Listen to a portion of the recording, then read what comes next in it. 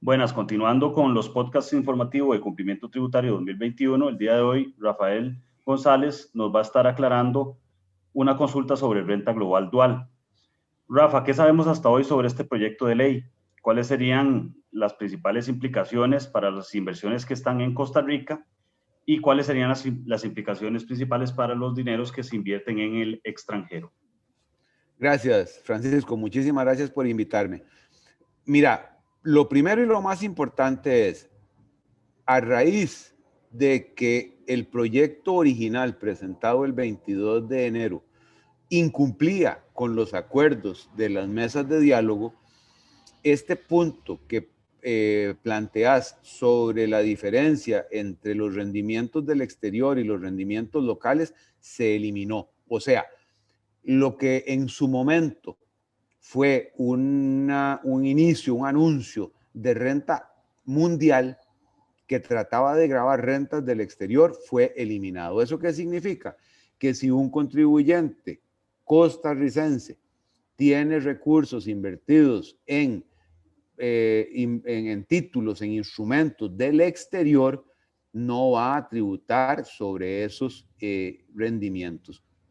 Eso es muy importante porque en algún momento el proyecto original de 22 de enero, el otro es del 5 de febrero, solo para tener más o menos el contexto temporal del que estamos hablando, hablaba de que la repatriación de una inversión en el componente de rendimiento iba a estar grabada. ¿Eso qué quiere decir?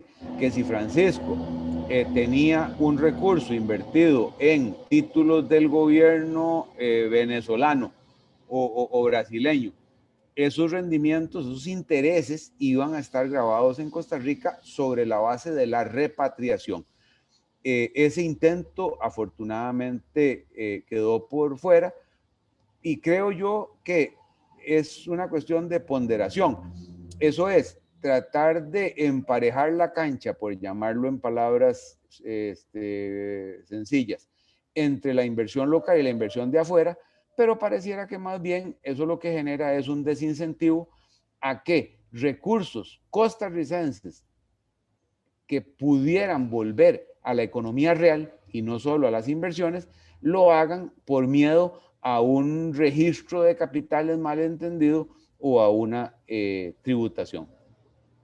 En cuanto a la renta global, hay que entender que básicamente el componente de la ley de renta lo que hace es eliminar la diferenciación que hay entre las rentas del salario y las rentas que provienen de las actividades económicas individuales. ¿Eso qué significa? Que si una persona trabaja en la universidad como docente, pero además tiene un despacho profesional que le genera honorarios, pero además tiene unas dietas de junta directiva, pero además tiene una fábrica de papas fritas, todos esos ingresos van a tributar en una sola base que tiene reglas para ser liquidada, de modo tal que la persona pague sobre su ingreso real. Pero eso se llama global. ¿Y por qué dual? Porque dice, ok, esto que estamos diciendo no va a afectar a las rentas pasivas. ¿Qué quiere decir? Que mi fábrica de papas, mis dietas, mi salario universitario y mis honorarios profesionales, todos van a sumarse y grabarse. Pero si yo tengo una inversión en un título o valor, ese recurso está grabado en una tarifa del 15%, único y definitivo, y no se globaliza. Por eso es dual. Trató de mantener un régimen en el cual todas las rentas que derivan del trabajo de la persona estén afectas a un solo régimen, mientras que las rentas pasivas no. En el caso de los alquileres, tiene que ocurrir que esa persona que tiene salario de la universidad, tiene sus honorarios profesionales, tiene su fábrica de papas, tiene sus dietas y además tiene un local fijo de alquila 5 apartamentos.